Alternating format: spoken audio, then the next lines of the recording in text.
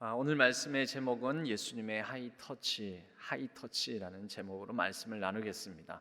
이 하이터치는 하이테크와 같이 상응하는 쌍벽을 이루는 말입니다. 하이테크는 최첨단의 기술을 말합니다.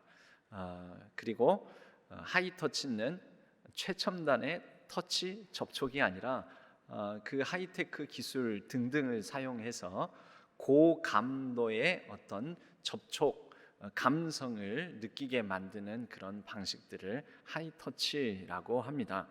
그런데 이 하이터치라는 말을 일본에서는 하이파이브, 여러분 하이파이브 아시죠? 하이파이브하고 똑같은 의미로 그런 단어로 사용한다고 합니다. 하이파이브는 손가락 5개를 다 펴서 손뼉을 높이 올려서 하이파이브 하면서 이렇게 서로 스포츠 경기를 하거나 같은 팀들끼리 서로 힘을 북돋워주고 그렇게 마음을 전하고, 또 우리 자녀, 손들, 특히 손주들, 꼬맹이 때에는 하이파이브를 자주 하지 않습니까? 그러면서 어른 입장에서, 할아버지 할머니 입장에서는 아유 귀여워서 그냥 너무 그냥 이렇게 하이파이브 한번 해줄 때마다 좋고, 그리고 아이들은 그게 또 재밌으라 해요. 나도 하면서 다른 손주들까지도 나도 하겠다고 막 이렇게 하지 않습니까? 하이파이브는 이렇게 서로 마음을 나누는, 그렇게 서로 격려를 나누고 응원하고 마음을 나누는 그런 우리 손뼉을 치는 행동이 되겠습니다. 오늘 말씀은 하이터치라고 잡아보았습니다. 그렇게 보자면 예수님께서 마음을 나누시고 만지시고 예수님의 손을 직접 대셔서 어떤 병자를 고치시는, 한 사람을 회복시키는 그러한 일, 그러한 예수님의 감성을 나누시는 그러한 치유 행위, 그것을 잡아서 이렇게 제목을 예수님의 하이터치라고 해보았습니다. 구약의 가장 중요한, 구약 성경의 가장 중요한 근간이 모세오경입니다. 모세오경, 공교롭게도 5손가락, 우리가 보통 5손가락에 꼽을 수 있는 창출레민신, 창세기, 출애굽기, 레위기, 민수기, 신명기, 이렇게 해서 모세오경, 토라라고 합니다. 시편도 이 모세오경, 오경을 나타내는 그런 구성을 갖고 있는데요. 시편도 우리는 150개의 시편이다 하지만 시편 150편이 총 5권으로 나눠져 있습니다. 왜 하필 5권일까요? 시편 150편 5권 분책되어 있는 이것은 모세오경을 뜻합니다. 모세오경을 뜻하는 5권. 그런데 마태복음의 구조가 예수님의 총 5번의 가르침, 설교로 이루어져 있습니다. 마태복음은 율법을 잘 알고 율법에 정통한 유대적 성향이 가장 강한 복음서입니다. 그래서 마태복음은 시작도 뭘로 시작을 합니까? 유대인들, 유대 율법에 정통한 자들이니까 정통 유대인들에게 전하여지는 그런 특색이 강한, 유대적 특색이 강한 복음서이기 때문에 족보로 시작을 합니다. 족보로. 그래서 아담으로부터 예수님까지 이어지는 이 족보를 통하여 특별히 중간에 유대인들이 가장 중요시 여기는 왕 다윗 때까지, 그래서 끊어서 14대 이렇게 해가지고 예수님까지 이어지는 이런 정통성을, 유대 율법에 익숙하고 유대 전통에 익숙한 그들에게 정통성을 좀 변증하고자 하는 그런 복음서의 성격을 가지고 있다는 거죠. 그렇기 때문에 이 구성도 모세오경을 의미하는 5개의 가르침, 그 첫 번째 가르침에 해당되는 것이 산에서 예수님께서 설교하시는, 말씀을 가르치시는 산상수훈으로 시작합니다. 산상수훈이 예수님의 공생애를 시작하면서 첫 번째 설교가 마태복음 5장, 6장, 7장에 산상수훈, 산에서 가르치는 말씀, 우리가 잘 아는 심령이 가난한 자는 복이 있나니로 시작하는 팔복의 말씀으로 해서, 그것으로 팔복만으로 산상수훈이 끝나는 게 아닙니다. 그 뒤에 6장, 7장, 우리가 익숙한 구하라, 찾고, 두드리라 이런 말씀이라든지 비판하지 말라 7장, 구하고 찾고 두드리라 이런 내용들이 5, 6, 7장, 또 우리가 잘 아는 살인하지 말라라고 하였거니와 나는 너희들에게 다시 얘기하노니, 간음하지 말라라고 너희들에게 얘기하였거니와 나는 너희들에게 다시 얘기하노니 하면서, 맹세하지 말라라고 했지만 나는 다시 너희들에게 얘기하노니 하면서 모세 오경의 율법을 새롭게 갱신하며 재정의하는 말씀들, 이게 마태복음 5가지 예수님의 설교 가르침 중에서 첫 번째 설교라는 거죠. 왜 산일까요? 모세 오경 처음 하나님의 말씀, 시내산 율법을 어디서 받았습니까? 방금 답을 말씀드렸습니다. 그렇죠? 어디서 받았어요? 시내산에서. 모세가 시내산에서 하나님의 율례와 법도와 계명을 산에서 받았고, 산자락 안에서 그 백성들과 그 시내산 율법으로 시내산 언약을 맺습니다.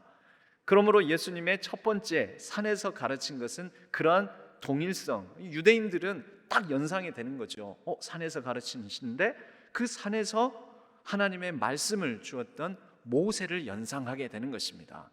그래서 유대인들 입장에서 보면 예수님은 마지막 모세의 역할을, 유대 전통에서는 예언자, 선지자들이 모세의 역할을 계속 해왔거든요. 그래서 구약에는 예언자들이 많이 나오잖아요. 그런데 그럼 마지막 모세 예언자 역할의 완성판, 결정판, 끝판왕이 예수님이다라는 것을 마태복음은 예수 그리스도의 하나님 복음을 그렇게 드러내는 것입니다.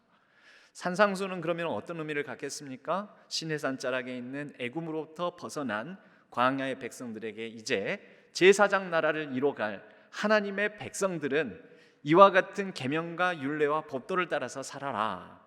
예수님께서 산에서 가르치신 것은 이제 하나님 나라가 때가 찼고 가까이 왔으니 하나님 나라 백성으로서 새로운 언약을 맺고 새로운 언약 백성으로서 이러한 가르침대로 살아라. 여러분, 그것이 산상수훈이에요. 그래서 율법도 갱신하시는 거예요. 그래서 이런 많은 가르침을 하시는 거예요. 그 첫 번째 가르침이 있고 난 뒤에는 마태복음의 구성은 5개의 가르침들, 그 사이사이에 첫 번째 가르침 이후에 첫 번째 예수님의 치유 사역, 치유나 축기 사역들, 그 다음에 두 번째 가르침 후에 예수님의 치유와 축기 사역들, 그런 식으로 예수님의 이런 말씀과 사역들이 교차되어서 계속 5번에 걸쳐서 이루어지는 것입니다. 손가락도 5개, 모세오경도 5, 그리고 시편도 5권, 그리고 마태복음의 예수님의 설교 가르침도 5번. 여러분, 그러고 보니까 5, 하이파이브가 되겠습니다. 오늘 축기 사역의 내용을 보면서 또 예수님께서 이 특별히 나병 환자를 고치시는 첫 번째 가르침 위에 첫 번째 치유 사역이 나병 환자인데요. 왜 하필 나병 환자였을까? 여러분, 성경은 나름대로 그 안에 의도를 가지고 있습니다. 그냥 막 쓴 건 아니에요. 그래서 왜 첫 번째 나병 환자였을까? 이 나병 환자에게 5가지의 회복이 있습니다. 겉으로 보면은 몸의 병이, 나병이 나았다라는 거지만, 여러분, 몇 가지를 더 우리는 찾아보고 그렇게 생각해 볼 수가 있습니다. 첫 번째는 우리가 잘 아는 대로 육체적 질병이 고침을 받은 것이죠. 그런데 여러분, 나병이라는 병은 특별한 병입니다. 이것은 유대인 전통에는 아주 부정하게 여겨져서 같은 마을 공동체 안에도 살지를 못합니다. 그래서 배제시킵니다. 사회적으로 격리시킵니다. 마을 밖으로 쫓아냅니다. 그래서 이들은 그렇게 홀로 사회적으로 격리되어서 분리되어서 살아가는, 그러니까 얼마나 상처가 많겠습니까? 여러분, 예수님께서 고치신 것은 단순히 육체적 질병만이 아니었습니다. 육체적 질병이나 이런 것 정도는 만물을 말로만으로도 다 만드시고 하실 수 있는 분이시기에 말만 해도 되는데 굳이 만지십니다. 왜 만질까요? 예수님께서는 그 사람의 마음, 심리, 병든 정신까지도 고치시기 위하여 그 사람에게 손을 대신 거라는 거죠. 여러분, 예수님께서 굳이 손을 안 대고도 다 고치시고 다 이루실 수 있음에도 불구하고 손을 대시는 장면들이 일부러 손을 대야 예수님의 손에 능력이 있는 건 아니잖아요. 예수님의 말씀의 능력이 있는 거지만 굳이 손을 대시는 것은 뭐냐면 아무도 만지지 않고 아무도 거들떠보지 않고 아무도 가까이 하지 않으려고 하는 그런 가운데서 그 심령에 큰 상처와 아픔이 있는 사람의 마음까지 어루만지는 행위로 만지신다라는 것이죠. 여러분, 그래서 이것은 예수님께서 육체적으로, 첫 번째는 육체적으로, 두 번째는 심리적으로 그 사람의 심령 마음까지 만지시기 위해서 굳이 손을 대셨다, 터치를 하셨다라고 볼 수가 있습니다. 여러분, 8장에는 여러 치유의 사건들이 있는데 두 번째로 나오는 게 백부장의 종이 아파가지고 그 병의 이름이 뭡니까? 중풍병입니다. 중풍병. 오늘 마태복음 8장에 6절에 보면 주여 내 하인이 중풍병으로 집에 누워 몹시 괴로워하나이다. 근데 예수님이 그 사람에게 손을 대셨습니까? 안 대셨습니까? 안 됐어요. 내가 가서 고쳐주리라 그러니까 이 백부장이 저만 하더라도 사람 보고 오라 하면 오고 가라 하면 갑니다. 굳이 저희 집까지 오실 필요 있겠습니까? 말씀만 해도 고침받을 줄로 믿습니다. 네 믿음이 참 대단하다 하시면서 예수님께서 그 치유를 명하시는데 그 말씀하시는 그때로부터 하인이 나아버립니다. 그거 오늘로 원격 진단, 원격 치료인 거지요. 예수님께서 원격으로 말씀만으로 고치셨어요. 곧 보세요. 예수님 말씀만으로 다 고치시잖아요. 여러분, 중풍병하고 나병과의 차이점은 중풍병은 몸이 아픈 거지 마음까지 다치는 병은 아닙니다. 사회적으로 격리되는 병이 아닙니다. 유대인들로부터 차별을 받는 병이 아닙니다. 즉 부정한 병이 아니라는 거죠. 근데 나병은 다릅니다. 그래서 세 번째 예수님께서 고치신 게 사회적인 이 나병 환자의 사회적인 것을 고칩니다. 그는 사회라 격리되어 있었습니다. 그가 예수님 앞에 이렇게 찾아오기까지는 사실은 사회적 시선을, 그 차별적 시선을, 모멸감의 시선을 견디고 이겨나가면서 나왔을 것입니다.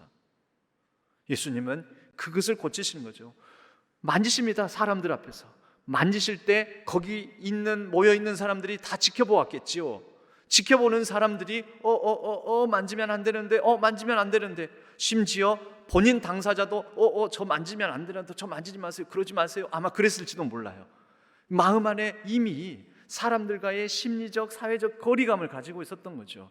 그러나 만집니다. 예수님은 만지실 때 사회로부터 받았던 그 시선들도 고쳐지게 되는 거죠. 사람들이 만지면 안 되는데 근데 만지셨어요. 근데 무슨 일이 생겨요? 안 생겨요? 안 생겨요. 생겼다 하면은 그 사람이 오히려 나음을 받게 되는 거죠. 유대인들에게서는 부정을 만지면은 같이 부정해집니다. 부정한 자가 앉았던 자리에 앉기만 해도 부정해집니다. 그런데 예수님은 부정한 그 본질 사람을 만지는데도 부정해지기는커녕 예수님의 긍정이, 예수님의 능력이, 예수님의 치유력이 그 사람에게 들어갑니다. 예수님의 정결함이 그 사람을 깨끗게 합니다. 그것을 지켜봅니다. 사회적으로 이 사람의 상황 회복이 일어나는 것이죠. 네 번째로, 여러분, 그러고 나니까 뭐가 회복되겠습니까? 관계가 회복됩니다. 가족들조차도 이 사람과 같이 하지를 못했습니다. 혈육, 부모, 형제, 어쩌면 자녀가 있다면 자녀들조차도 이 사람과 같이 하지를 못했습니다. 그런데 이제 관계가 회복됩니다. 네 번째까지 왔습니다. 다섯 번째는 뭘까요? 여러분, 사람 취급 못 받았습니다. 인간이 아니었습니다. 인간적인 대우를 못 받았습니다. 이 사람의 인간됨, 인간적인 것이 회복됩니다. 이 사람의 나병 환자의 휴머니즘이 회복되었다라고도 볼 수가 있습니다. 여러분, 예수님은 이렇게 다섯 가지의 회복, 그 회복을 위하여서 직접 만지셨습니다. 치유의 능력을 보게 되면은 8장의 세 번째, 백부장의 하인을 고치시고 그리고 나서는 베드로의 장모를 고치시는 일이 있습니다. 여러분, 베드로 장모가 무슨 병을 앓았다고 되어 있습니까? 열병. 그럼 열병은 부정한 병입니까? 부정한 병으로 중풍병처럼 분류되지 않은 병입니까? 잘 모르시죠? 내이기서에서 열병은, 열이 나는 병은 부정한 병이 아닙니다. 그런데 나병은 부정한 병입니다. 그럼 열병은 부정한 병도 아닌데 예수님께서 가서 손을 잡고 만지시고 일으키십니다. 왜 그러셨을까요? 여러분, 왜 그러셨을까요? 여러분, 여기에 이유를 살펴보면은 혹자에 따라서는 이 베드로 장모의 열병이 어떤 열병이었을까? 여러분, 잘 마태복음을 쭉 읽어보면요, 8장까지 오는데 예수님께서 이제 예수님의 공생의 족보가 나오고 예수님의 이 공생의 사역의 시작을 알리는 세례를 받는 장면이 나오고 광야에 사단의 시험을 받는 장면이 4장에 나오고, 그리고 나서 본격적으로 이제 갈릴리에 오셔서 회개를 선포하시고 그리고 첫 제자를 부르십니다. 그 첫 제자가 4명을 부르십니다. 그 4명 중에 누가 들어가 있냐면은 문제의 인물 베드로가 들어가 있습니다. 고기 잡던 친구들을 불러서 너는 나를 따르라. 그리고 그날로부터 따르는데 예수님께서 산에 가시면 산에 따라가고 바다를 건너시면 바다에 같이 배를 타고 따라가고, 산상수훈이잖아요. 5, 6, 7장은. 그리고 8장이잖아요. 무슨 일이 있었을까요?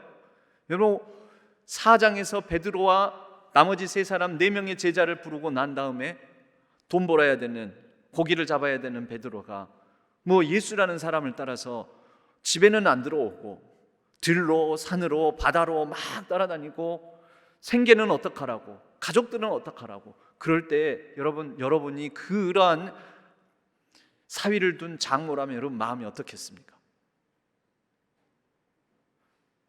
기쁘십니까? 예수를 잘 믿으니까 예수라는 사람, 아직 예수라는 사람은 어쩌면 이 베드로 장모도 잘 모를 수도 있어요.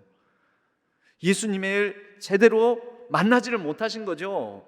그런 가운데서 어떤 누군가 정체불명의 어떤 사람을 따라서 가사도 팽개치고 생계도 팽개치고 돈도 안 벌고, 여러분, 딸 둔 어머니의 마음이 분명히 돈 잘 벌고 그래도 열심히 성실하고 고기 잘 잡을 거라고 생각해서 딸을 주고 결혼을 시켰는데, 이 세상에 돈은 안 벌어오고 맨날 엉뚱한 짓만 하고 다니는 거예요. 우선 보기에 여러분 마음에 어떤 마음이 들겠어요? 우라통이 안 터지겠습니까? 그것을 보고 이름하여 이 한국에서만 진단이 내려지는 병이 있는데, 그래서 세계로 수출한 병이 있어요. 세계에서 이 진단명이 없어가지고 영어의 이름이 없는데 당당히 한국의 이 병명이 그 세계 영어 사전에 올라 있어요. 당당하게. 그 이름이 뭐냐면 화병입니다. 화병. 우리는 화병하면 딱 이해하시죠? 아이고, 얼마나 힘들었으면, 얼마나 스트레스 받았으면, 얼마나 열받았으면 그 화병이 났을까. 우리는 이해하잖아요. 그 서양 의학에서는 이 진단이 없었어요. 근데 이제 세계가 점점 복잡해지고 경쟁이 치열해지고 또 자본주의 사회가 되면서 돈에 눌리고 치이고 그러다 보니 이 화병이 당당하게 세계로 수출하게 됩니다. 이 단어가. 여러분, 베드로 장모의 병은 혹시 이 열병이 우라통 터지는 화병 아니었을까요? 그렇게 보는 분들도 있습니다. 그러니 이것은 예수님께서 그냥 고침 받을 수 있도록 말씀만으로 하시는 것이 아니라 가서 예수님을 직접 대면해서 만나고 그 마음도 만지시고 오해도 풀고, 그래서 예수님의 하이터치가 일어나는 거죠. 장모의 손을 직접 그 집에 가서 만지고 손을 잡아 일으키시니 그 장모가 일어나서 예수님을 따르게 됩니다.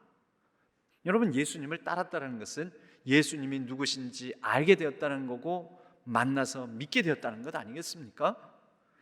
모르긴 해도 이 베드로 장모는 이후부터는 베드로의, 그 정신없는 베드로의 든든한 기도의 후원자요, 중보자요, 협력자가 되었을 것입니다. 어려운 중에도 베드로가 하는 사역을 지지해 줬을 것입니다. 여러분, 예수님은 이렇게 회복시키는 분이시죠.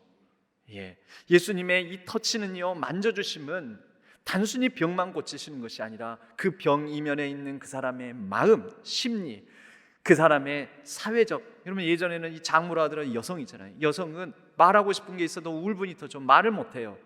근데 직접 대면해서 듣고 말하게 하고 또 예수님도 말씀하시고 그리고 손을 잡아 일으키시니, 여러분 이러한 사회적인 그런 억눌림, 울분 그것도 풀어주시고 그리고 관계를 회복시키고, 어쩌면 베드로와 장모의 사이가, 여러분 우리나라에서는 보통 장모 사이, 사위사랑은 장모사랑이라고 해가지고 그러는데 우리나라에서는 갈등이 고부 갈등이잖아요. 근데 이런 중동이나 우리나라를 제외한 다른 서양 문화권이나 이런 곳에서는 보통 갈등이 장모 사위 갈등이 많다고 합니다. 고부 갈등보다 장모 사위 갈등이. 그래서 외국에서만 통하는 이 성경에 기반해서 통하는 유머가 있는데요, 베드로가 나중에 예수님을 부인하잖아요. 십자가 체포되어서 가시는데 그 베드로가 부인한 이유가 장모를 그때 고쳐져 가지고 베드로가 그 마음에 조금 앙심을 품어서 예수님을 나중에 부인했을 것이다. 뭐 이런 근거도 없는 조크가 있습니다. 예.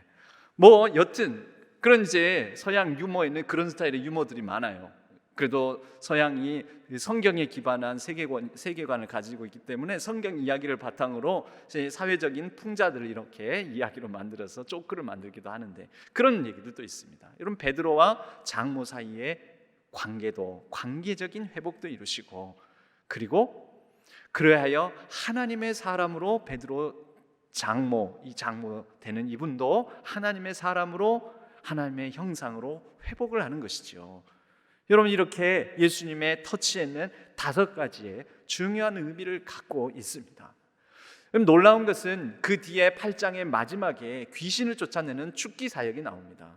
그런데 죽기 사역에는 예수님께서 보통 이런 터치가 별로 없고 말씀으로 선포하시고 말씀으로 꾸짖는 경우가 대부분입니다. 단 한 번 어린아이가 귀신이 들렸다고 일단 성경에 표현되어 있으니까요. 근데 어린아이가 불에도 물에도 넘어지는 이런 걸 보고 예수님께서 손을 대십니다. 근데 그 밖에 귀신을 쫓아내는 사역에는 예수님께서 손을 대지 않으세요. 말씀으로 꾸짖으세요. 명하여 엄히 꾸짖고 뭐 이렇게 표현되어 있습니다. 오늘 8장 마지막에도 보면 가다라 지방이라는 곳, 갈릴리 건너편입니다. 마가복음에는 이 병행 본문, 동일한 본문이 거라사 지방으로 나옵니다. 거라사, 가다라, 이곳에는 귀신이 한 귀신이 든 게 아니라 때로 귀신이 든 것 같습니다. 그래서 마가복음에는 군대 귀신이 들었다. 네 이름이 뭐냐 그러더니 이 다중인격처럼 여러 목소리가 나오는 거죠. 군대 귀신이다 이렇게 얘기를 하게 되는 거죠. 그런데 여러분 이 거라사 지역이라는 곳이 로마 한 군단이 주둔하는 군사 지역이었습니다. 군사 도시와 같은 곳이었습니다. 그러니 굉장히 로마적이고 로마의 힘을 숭상하는 곳이고 힘에 굴종해야 되는 것이고 힘으로 말미암아 억압당하는 곳이었습니다. 로마 헬라 문화가 지배적인 곳, 그런데 그것이 힘과 제국주의적인 방식으로 억압하고 억누르는 곳, 그곳에 군대 귀신, 이 군대 귀신을 말할 때 군대의 의미가 헬라어 단어로 레기온이라는 단어를 사용하는데요, 이 레기온이라는 단어가 로마의 한 군단을 뜻하는 단어입니다. 한 군단은 한 6천 명 정도의 군사들로 이루어지는 단위를 군단이라고 하고 레기온이라고 하는데, 이 귀신이 뭡니까? 레기온 귀신, 군대 귀신이라는 거죠. 여러분 이런 귀신을 쫓아낼 때는 예수님께서 손을 대지 않으십니다. 무슨 차이가 있어서 치유 사역에는 손을 대시는 경우가 많은데 죽기 사역에는 예수님께서 말씀으로 엄히 꾸짖기만 하실까? 여러분 치유 사역에는 아까와 같이 예수님의 터치가 필요한 부분들이 있지만 죽기 사역에 관하여서는 여러분 아픈 자는 만지시고 품으시고 위로하시고 응원하시고 또 세우시고 이러한 예수님의 하이터치, 하이파이브가 있지만 아픈 것이 아니라 나쁜 것일 경우에, 여러분 보통 아픔은 어디에서 옵니까? 약함에서 옵니다. 예수님께 고침을 받는 사람들은 대부분 약한 사람들이었습니다. 약자들, 눌리는 사람들, 말 못하는 사람들, 못 듣는 사람들, 나면서부터 사회적으로 버려지거나 소외된 사람들, 약한 사람들에 대해서는 예수님은 끊임없이 무한한 긍휼과 자비와 공감으로 하이터치, 하이파이브 품어주시고 만지시고 고치시고. 그런데 보통 여러분, 나쁨은 성경에, 특히 복음서의 나쁨은 어디서 나오냐면 강한 자들에게서 이 나쁨이 나옵니다. 악함이 나옵니다. 특히 마가복음에서의 이 나쁨은 바로 강자, 아까 그 군단에게 눌리는 거죠. 로마 군사들에게 눌리는 거죠. 로마의 억압의 지배 가운데서 눌리는 거죠. 이런 나쁨과 악함, 강함을 빙자한 나쁨과 악함에서 나올 때는 예수님께서 손을 대지 않고 말씀으로 엄히 꾸짖으신다라는 거죠. 여러분, 우리가 주님 앞에, 하나님 앞에 나옵니다. 그리고 우리가 기도를 합니다. 그런데 우리의 기도, 우리의 주님 앞에 나옴을 우리가 이렇게 분별할 수 있었으면 합니다. 예수님의 사역도 이런 분별력을 가지고 보면 약함에 근거한 아픔은 예수님께서 만져주시고 고치시지만 강함을 바탕으로 한 나쁨과 악함은 예수님께서 꾸짖으십니다. 그러면 여러분, 우리가 예수님의 꾸짖음을 받아야 될 때인지 예수님의 만져주심을 바라야 될 때인지, 여러분, 이것을 분별하는 것이 성숙이고 그것이 진정한 회복이고 치유이지 않겠습니까? 여러분, 미숙할 때, 우리 사회도 미숙할 때는 이게 반대로 작용하는 경우가 있었습니다. 아프면 아프다고 뭐라 해요. 집에서도 아프면은, 예전에 특히 좀 여성 차별이 있었잖아요. 딸들을 좀 이렇게 하대하고 좀 이렇게 비하하고 그랬었잖아요. 그러면 사투리를 좀 섞어주면 물장 가신 애가 쓸데없이 몸까지 약해가지고 아프기까지 하다고 막 구박하고 그랬어요. 여러분, 아픈 게 꾸짖을 일입니까? 근데 옛날에는 아프면은요, 좀 그랬어요. 예전에는 우리 사회가 좀 그런 면에 있어서 뭡니까? 강함으로 오히려 아픔이 약함인데 강함으로 아픔, 이 약함을 더 억누르고 그랬다라는 거죠. 이런 거 건강한 게 아니죠. 그래, 바로 이러한 잘못된 것들을 회복하고 잘못된 것을 고치는데 우리 기독교의 복음이 상당히 기여를 했습니다. 거꾸로 강함으로 나쁨, 악함이 일어나는데 그것은 우리가 어떻게 해요? 잘못 작용할 때는 어떻게 해요? 강함에 근거한 나쁨과 악함이 있는데 그것은 막 만지고 잘했다고 하고 위로하고 격려하고 안수하고,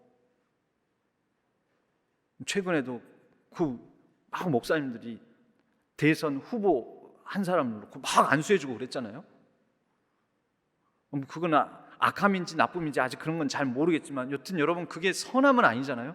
그 사람이 약자도 아니고 그 사람이 아픈 사람도 아니고 왜 안수해 줬을까? 저는 궁금합니다. 왜인지, 이유가. 여러분, 오늘날 이 시대에 때때로는 그런 사람들이 있어요. 이야, 좋겠다, 잘 살아서 저렇게 떵떵거리고 마음대로 저렇게 살아가니까. 최근에는 6년 일하고 퇴직금을 50억 받았다는 거예요. 50억 받았다는 거예요. 여러분, 우리가 생각하기엔 이건 약간 뭔가 안 좋은 것 같잖아요. 나쁜 것 같잖아요. 근데 이것을 선망의 대상으로 바라본다면 여러분, 이거는 진짜 병이 들어도 단단히 병이 든 것 아니겠습니까? 근데 본인이 뭐라고 하냐면은 내가 몸이 많이 상해가지고 위로금 쪼러줬다고. 그 당당하게 그렇게 밝히는 게 저는 더 요상합니다. 제가 어렸을 때만 하더라도 만약에 이런 비슷한 사건이 터지면, 여러분, 그 김영삼 대통령 때 김현철 씨 아들 김현철의 구속을 놓고 김영삼 대통령이 직접 결재하고 구속해라. 그리고 일화가 있어요. 알려진 일화가, 아마 여기저기에서 구속을 시킨다 하면은 그 김현철 주변에, 현철이 주변에 있는 사람 많이 전화가 올 것이다 하고 검찰에다 직접 전화하셨어요. 그 모든 전화 무시해라. 아버지가 그랬어요. 여러분, 그게 뭔지 압니까? 잘못, 강함을 근거로 해서 나쁨과 악함이 일어나는 그것에 대해서 부끄러워할 줄 아는 염치가 있었다는 거죠. 요즘은 염치가 없어졌습니다. 여러분, 예수님께서 그런 상황에 대해서는 만지시는 것이 아니라 꾸짖으신다는 거죠. 이거 잘못됐다고 말씀하시고, 말씀으로 야단치시고 꾸짖으시고, 이건 안 된다고, 나가라고, 어미 꾸짖고 다시는 이 사람을 억압하지 말으라고, 귀신아 나가라 라고 그러신다는 거죠. 여러분, 예수님은 그렇게 아픈 자들을 만지시고 나쁜 자들을 꾸짖어 고치십니다. 예수님의 고치심은 대상에 따라서 사역하는 방식이 좀 다릅니다. 아픈 것과 나쁜 것, 만지시는 것과 말씀으로 꾸짖으시는 것.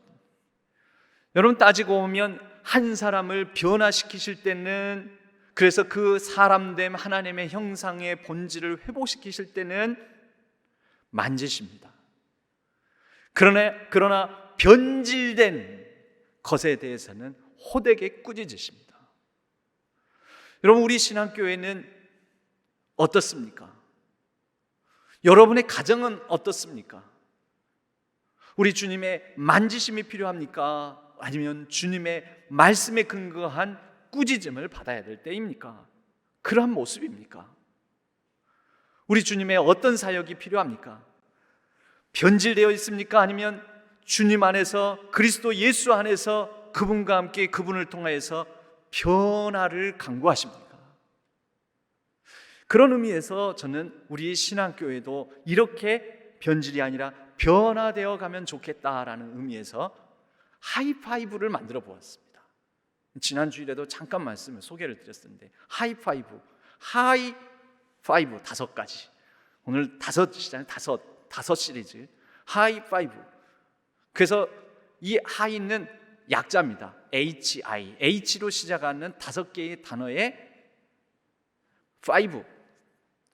그래서 한번 띄워주시면 좋겠는데요. 먼저 첫째는 우리가 좀 더 높은 이상을 가지고 높은 것을 지향했으면 합니다.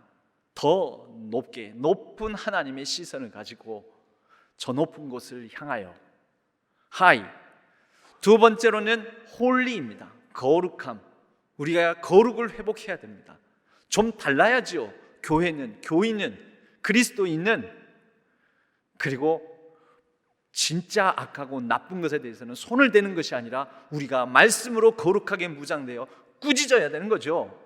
좀 달라야 되는 거죠. 그런 의미에서 홀리스틱이라고 했는데, 홀리스틱은 전체적인, 통전적인, 우리 통합교단을 말할 때 홀리스틱 디알러지, 통전적 신앙이라고 합니다. 그래서 지난 주간에 총회가 열렸었는데, 총회에서도 우리 장로교 통합교단의 신학적 정체성을 이렇게 얘기를 했습니다. 좌부터 우까지 다양함을 품어내는 복음에 근거하여, 하나님 나라 복음에 근거하여 다양함을 품어내는, 여러분, 그런 면에서 우리는 홀리스틱입니다. 세 번째로는 해피. 하나님께서 주시는 복을 누리며 그 복을 나누며. 네 번째로는 건강함, 헬시. 여러분, 건강하지 못한 가운데서 우리가 한 사람 한 사람의 건강함이 중요하고요, 또 교회 공동체가 건강함이 중요해요. 건강하지 못하면 병든 병적 현상들이 많이 나옵니다. 다섯 번째로는 그 모든 것들이 조화롭게 이노베이션, 변화, 혁신을 이루어가는 것. 그래서 다섯 개의 H와 이노베이션을 합쳐서 5 하이 또는 하이5라고 제가 이렇게 이 명명을 지어보았습니다. 여러분, 우리 같이 하이파이브 합시다. 하이파이브 아시죠? 하이파이브 한번 꼽아볼까요? 여러분 손을 들고 하이파이브. 자, 첫 번째 뭐예요? 하이, 높게. 그리고 홀리, 거룩하게, 셋째 해피, 행복하게, 넷째 헬시, 건강하게, 다섯째 하모니, 조화롭게, 우리가 이렇게 하이파이브하는 교회 되기를 간절히 소망합니다. 예수님의 하이터치는 이 한 사람 병자를 5가지 면에서 회복시키시고 고치셨습니다.